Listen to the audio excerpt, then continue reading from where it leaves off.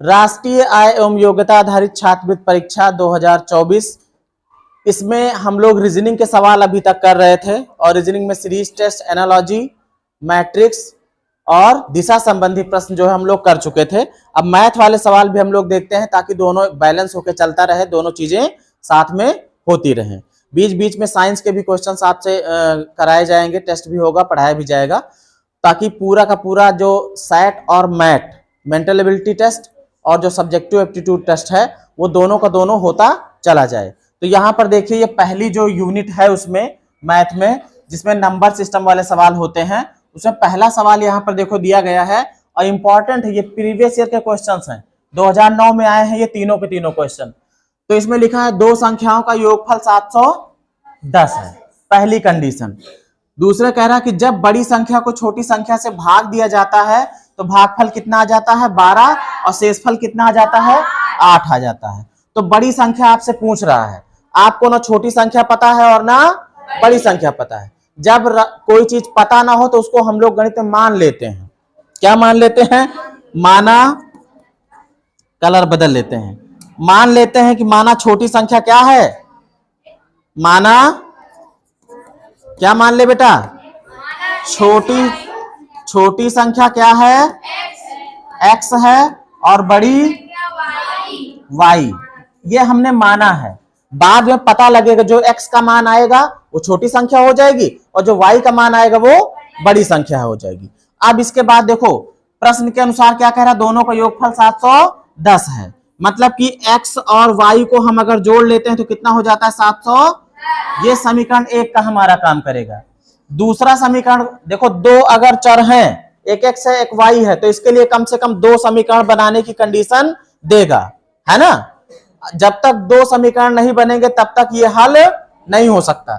दूसरी कंडीशन के लिए इसने देखो क्या दे रखा है कि बड़ी संख्या को छोटी संख्या से क्या कर देते हैं, भाग दे देते हैं। अब इसमें बड़ी हमने किसको माना है, y को भाग दे रहे हैं किससे, x से, और भाग देने पर भागफल कितना आता है 12 और शेषफल कितना आता है 8। तो अब देखो अगर बड़ी संख्या को भाग दिया जा रहा तो बड़ी संख्या हमारी किसका काम करेगी, भाज्य का काम करेगी। किसका करेगी, ये भाज्य है। छोटी संख्या किसका काम करेगी, भाजक का काम करेगी, क्योंकि ये भाग दे रही है। जो भाग देगी वो भाजक, जिसमें लगेगा भाग वो भाज्य, जो उत्तर आएगा वो आपका भागफल है और जो शेष बचा रह जाएगा वो शेषफल है। तो ये समझ गए इतनी बात, आगे बढ़े। अब हमारा सूत्र क्या कहता है कि जो भाज्य होता है वो बराबर होता है भागफल, हाँ किसी को भी पहले कर सकते हो, भाजक भी कर सकते हो, भागफल गुणे भाजक और प्लस शेषफल, ये जानते हो ना। अब ये सूत्र पता तो इसी में रख दो। भाज्य हमारा क्या है भाई, y है, क्या है, भागफल कितना आया है, यहां पे दिया है 12, भाजक कौन बना था, छोटी संख्या यानी कि x, और शेषफल कितना आया था 8 आया था। अब ये दूसरा समीकरण हमारा बन गया है, ठीक है। कैसे बन गया है, y बराबर ये हो जाएगा 12x और प्लस 8। समीकरण 2 से y का मान ले जाके x पहले वाले समीकरण में रख दो। y यहां देखो x प्लस वाई बराबर इतना है ना, y बराबर इतना है, मतलब y की जगह पे इतना रखा जा सकता है, और जब रख देंगे तो सब हो जाएगा x में, और जब सब x में हो जाएगा तो x का मान निकल आएगा, है ना। अभी तो देखो अलग अलग है ना, जब चरों में यही खासियत होती है, समान चर जुड़ते और घटते हैं, लेकिन असमान चर है तो वो जुड़ते घटते नहीं है। तो क्या करेंगे, y का मान कहां ले जाएंगे, समीकरण 1 में, वेरी गुड, रख दो। तो यहां पे देखो x तो वैसे का वैसे रहेगा, है ना। y की जगह पे लिख देंगे कितना बेटा, 12x और प्लस 8 लिख देंगे। देखो जहां पे y वहां पे ये लिख दिया, बराबर की इधर कितना है 710। अब हल करना है इसे सिर्फ। अब देखो x ये भी है, x ये भी है, ये 12x है और ये 1x है, कितना हो जाएगा 13x। 8 को उधर भेज दोगे तो 710 माइनस का 8 हो जाएगा, ठीक है। अब इसमें देखोगे 13x बराबर, अगर घटा दो इसमें तो कितना मिलेगा भाई, 702 मिलेगा। x का मान निकालोगे तो x के साथ ये 13 इधर गुणे में, उधर जाएगा तो भाग में। तो 702 भागे कितना 13, 13 पचे 65, 5 बचा है, फिर इधर लगेगा 5 तो 52 बन जाएगा, 13 चौको। अभी ये आपको जो मिला हुआ है वो क्या मिला है, छोटी संख्या x मिली है। x कितना मिली है, x कितना मिली है 54, छोटी संख्या मिली है ना। बड़ी संख्या कैसे निकालोगे, दोनों को जोड़ने पे 710 होता था, तो x का मान रख दो तो बड़ी संख्या मिल जाएगी।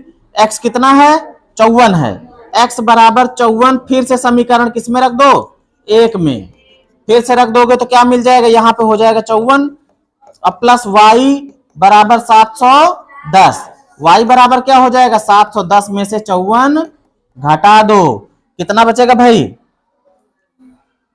10 में से 4 गया 6, यहां बचा 0, समझो 10 हो गया, इधर से लाए उधर, तो 10 में से 5 गया 5, यहां बचा 6 है ना। y का मान आ गया 656, और y क्या थी, बड़ी संख्या थी ना, तो 656 वाला विकल्प हमारा सही हो जाएगा। यहां पे देखो जो रूट वाले सवाल हैं कैसे ये हल किए जाते हैं, इनको थोड़ा सा समझना है। पहली बात तो ये समझ लो कि अगर यहां पर 3 लगा है तो उसकी पावर 1/3 है, और अगर कुछ नहीं लगा है तो पावर समझ लो कितना है, 1/2 है। तो अगर इसको हम ऐसे लिखते 7 की घात 1/3, ठीक है, 2 की घात कितना 1/2। हमको अगर ये फॉर्मूला सेट करना है, आधार अलग हो घात सेम हो, तो हम ऐसे कर सकते हैं, उनका गुणा हो सकता है, एक ही घात लगाई जा सकती है। तो 7 गुणे 2 तो तब कर पाओगे जब उनकी घात क्या हो जाए, बराबर हो जाए। अभी एक की घात 1/3 है और एक की 1/2 है। कुछ ना करो, इसके वाले से इसका जो हर है इसमें ऊपर नीचे गुणा कर दो, और जो इसका हर है इस वाले ऊपर नीचे गुणा कर दो, तो क्या हो जाएगा, अगर गुणा करोगे तो ये बन जाएगा, देखो 7 की घात 2 से इसमें करोगे तो ऊपर होगा 2 1 कम 2, और बटे कितना 2 3 6, और इस वाले में करोगे 3 से तो 3 1 कम 3, और नीचे 3 दूनी 6। अब देखो दोनों के बटे में 6 6 आ रहा ना, बस ऊपर वाला मैटर अभी गड़बड़ है, उसको हम सेट कर सकते हैं। कैसे, इसको ऐसे लिख सकते हो, 7 की घात 2 और इसकी भी घात लगा दो 1/6, घात की घात याद करो, a की घात m और इसकी भी घात n हो तो हो जाता है a की घात m गुणे n। दोनों घातों गुणा करोगे 2 1 कम 2, 2/6 ही तो बनेगा, है ना। तो 7 की घात 2, अरे इसको हम अगर मिटाना चाहे तो मिटा लो, देखो इस वाले को ब्रैकेट से कंफ्यूज तो नहीं हो रहे हो, ये जो ब्रैकेट लगा है ये समझो ऐसे है, कंफ्यूज नहीं होना। 7 की घात 2 किया है ना, अब इसके जैसा दिखने लगा, 2 1 कम 2/6 बन जाएगा ना। अब इसको इसमें भी देखो, इस वाले में क्या करेंगे, 3 को अंदर ले आएंगे, मतलब 2 की घात 3 और बाहर कितना 1/6, 3 1 कम 3, 3/6 ऐसा बना सकते हैं। अब बाहर की घातें सेम हो गई, दोनों में हो गई ना, बस हमारा काम हो गया। अब क्या करेंगे इसको, अब लिखेंगे, ये समझो a है और ये समझो b है, a की घात m गुणे b की घात m, तो a गुणे b, और ये 7 का स्क्वायर है तो 7 7 कितना हो जाएगा 49 गुणे b, 3 घात लगी, 2 दूना 4 दूनी 8, अब बाहर कितना हो जाएगा 1/6, कितना हो जाएगा 1/6, 1/6। अब इसका गुणा कर लो भाई, 8 9 72 के 2, 8 चौक 32 और 7 कितना हो जाएगा 39, है ना, और ऊपर घात कितनी 1/6। अब सोचो जब 3 यहां पे था तो 1/3 घात लिखे थे ना, अब कितना है 1/6 है ना, तो इसको कैसे लिखोगे, यहाँ 6 लिखेंगे, 6th रूट बनेगा 392। विकल्प आपका ये वाला सही हो जाएगा। मेन काम आपको यहीं पे करना है कि कैसे घात दोनों की बराबर कर ली जाए, और जैसे ही बराबर हो जाएगा सारा काम सामान्य हो जाएगा। अब इसमें देखो ये थोड़ा सा और टेक्निकल है, तरीका वही है। इसको अगर हम लिखना चाहें तो 1/3 में लिखेंगे ना इसको। भाई ये कितना है, ये रूट जो लगा है यहाँ पे क्यूब रूट बना है, इसको अगर बनाएंगे इस तरीके से तो ये घात में कितना बनेगा, 1/3 बनेगा ना। संख्या भी क्या है हमारे पास, संख्या है 16 की घात -3/4, और जो ऊपर वाला था हमारा ये रूट, ये बनेगा कितना, 1/3। बात समझ में आई है। गुणे इसमें देखोगे क्या लिखा है, 125 की घात -2, और ऊपर क्या बन जाएगा, 1/, बन जाएगा ना इतना। अब देखो अगर हम घात की घात बन रही हैं तो घातों का गुणा हो जाएगा, हो जाएगा कि नहीं हो जाएगा, तो कर देते हैं। क्या हो जाएगा, ये ऊपर गुणा होगा इसका, तो ये 3 हर में आएगा, ये अंश में आएगा, 3 से 3 कट जाएगा, कट जाएगा कि नहीं कट जाएगा, सोचो। देखो जब इनका दोनों गुणा होगा तो एक 3 ऊपर आएगा, एक 3 नीचे आएगा, तो ये 3 से ये 3 कट जाएगा। इस वाले में तो कटने वाला चीज है नहीं, लेकिन बना सकते हैं, अभी आगे बनाएंगे। ठीक है, पहले इसी को लिखते चलते हैं। यहां पे देखो अब ये क्या बन रहा है, यहां -1/4 हो गया ना, 1/, गुणा होगा तो 1 1 कम 1 और नीचे आ जाएगा 4, मतलब 16 की घात -1/4 मिल रहा है, ये तो मिल रहा है ना।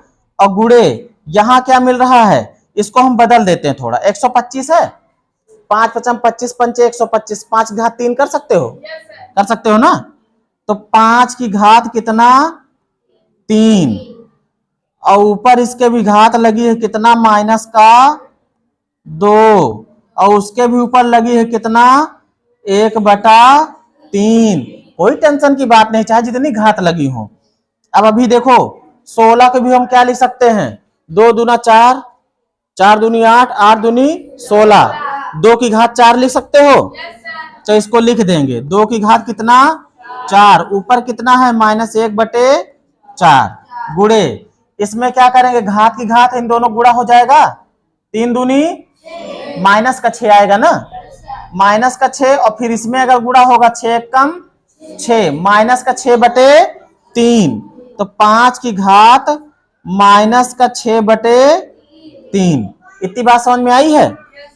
अब देखो जब आगे हल करेंगे तो ये भी तो घात का घात है, 4 1 कम 4, तो 4 से 4 कट जाएगा ना, मतलब कि मिलेगा सिर्फ यहाँ पे क्या, 2 की घात -1, और यहाँ पे मिलेगा 3 दूनी 6, ये मिलेगा 5 की घात -2। अब अगर घात माइनस में हो तो उसको बटे में कर दो तो प्लस में हो जाती है, मतलब इसको ऐसे लिख सकते हैं 1/2। अब इसकी एक घात प्लस में हो गई। अब इसमें देखो इसको भी अगर ऐसे लिख दें 1/5 का स्क्वायर, अब ये भी किसमें हो गई, प्लस में हो गई, किसमें हो गई, प्लस में, बटे 1 के बटे में कर दो प्लस में हो जाएगा। अब ये क्या बन जाएगा, 1/2, तो ये है ही है, और ये 5 5 25 हो जाएगा ना, मतलब 1/2, 1 का 1 से गुणा हो 1/2, और इधर ये क्या है, 5 5 25 दूना 25 दूना, तो 1/50 आपका सही आंसर हो जाएगा। कहाँ है ये वाला, समझ में आई बात। हाँ ठीक है, अब इस तरीके के आगे सवाल आएंगे तो जो हमको बताना पड़ा वो आपको बताना नहीं पड़ेगा, है ना। जब आप समझ जाओगे तो टाइम इतना नहीं लगेगा, ठीक है।